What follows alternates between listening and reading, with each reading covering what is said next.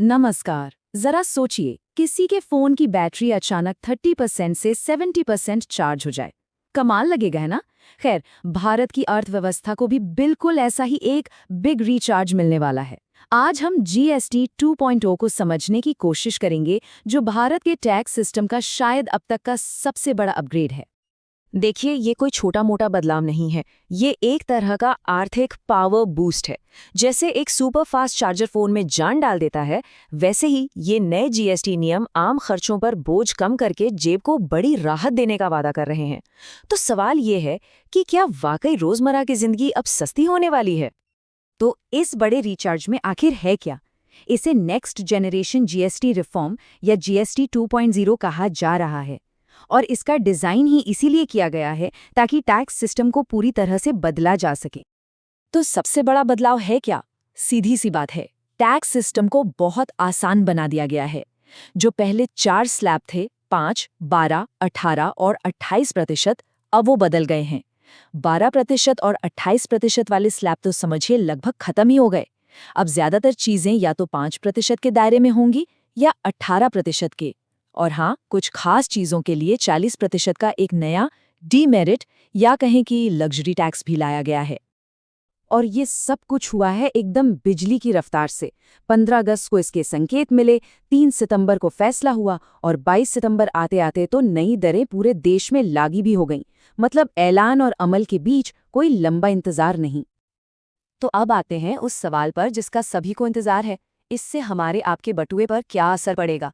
आखिर सस्ता क्या क्या हो रहा है? देखिए, रोजमर्रा की चीजों पर तो बहुत बड़ी राहत मिली है। टूथपेस्ट, साबुन, शैम्पू जैसी चीजें, ये सब सीधे 18% से घटकर 5% टैक्स पर आ गई हैं। मक्खन, घी, पनीर पर भी टैक्स कम हुआ है। और सबसे बड़ी बात, पैक्ड रोटी और यूएचटी दूध जैसी जरूरी चीजों पर अब टैक्स 0 हो गया है।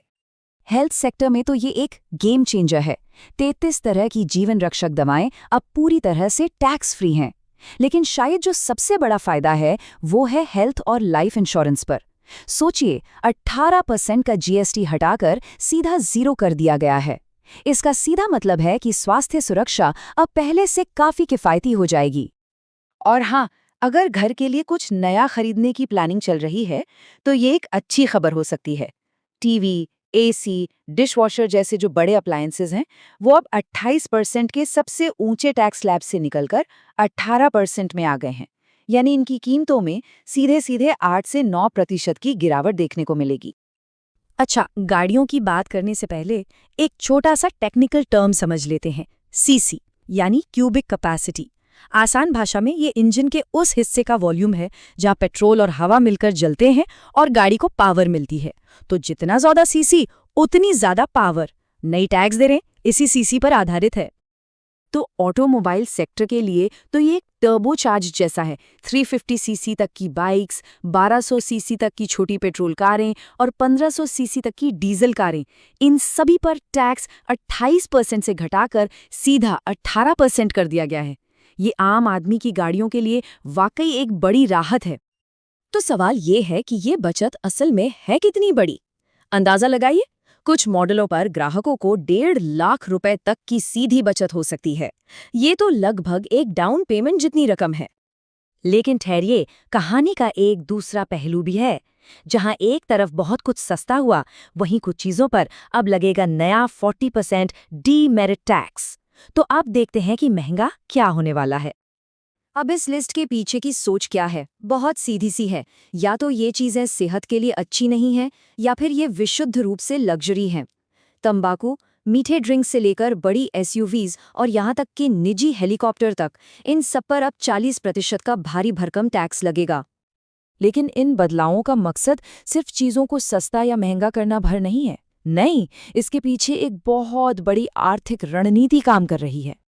तो सरकार की उम्मीद क्या है? ये एक सीधी सादी इकोनॉमिक चेन रिएक्शन पर आधारित है। पहला कदम, टैक्स कम होगा तो कीमतें भी कम होंगी। दूसरा, जब चीजें सस्ती होंगी तो लोग ज्यादा खर्च करेंगे। और तीसरा कदम, जब बाजार में मांग बढ़ेगी तो जाहिर है उद्योगों को बढ़ावा मिलेगा और नई नौकरियां भी पैदा होंगी।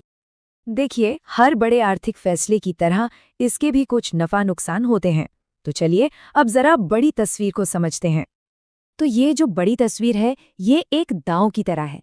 शॉर्ट टर्म में टैक्स घटाने से सरकार की कमाई में जीडीपी का करीब 0.6 से 0.8% तक का घाटा हो सकता है। लेकिन लंबी दौड़ की उम्मीद ये है कि जब अर्थव्यवस्था रफ्तार पकड़ेगी तो ये घाटा न सिर्फ पूरा होगा बल्कि विकास दर और भी तेज हो जाएगी। और ये जो रिचार्ज है, ये सिर्फ टैक्स दरों का नहीं है, बल्कि ये पूरे सिस्टम का है। टैक्स से जुड़े विवादों को तेजी से सुलझाने के लिए एक नया ट्रिब्यूनल बनाया जा रहा है। और छोटे व्यापारियों के लिए तो अब सिर्फ 3 दिनों में जीएसटी रजिस्ट्रेशन मुमकिन होगा, यानी कम रुकावट और ज्यादा रफ्तार। तो कुल मिलाकर बात फिर से वहीं आ जाती है। ये जीएसटी कटौती अर्थव्यवस्था की बैटरी को चार्ज करने जैसा ही है। मकसद बिल्कुल साफ है, कम खर्च, ज्यादा बचत और आर्थिक ग्रोथ को फुल चार्ज पर लगाना। सरकार ने चार्जर तो प्लग इन कर दिया है और अर्थव्यवस्था की बैटरी चार्ज होना शुरू भी हो गई है। लेकिन सबसे बड़ा सवाल अब भी यही है, क्या ये पावर बूस्ट सिस्टम को 100% तक चार्ज कर पाएगा या फिर ये बीच में ही रुक जाएगा? इसका जवाब खैर वो तो आने वाला वक्त ही बताएगा।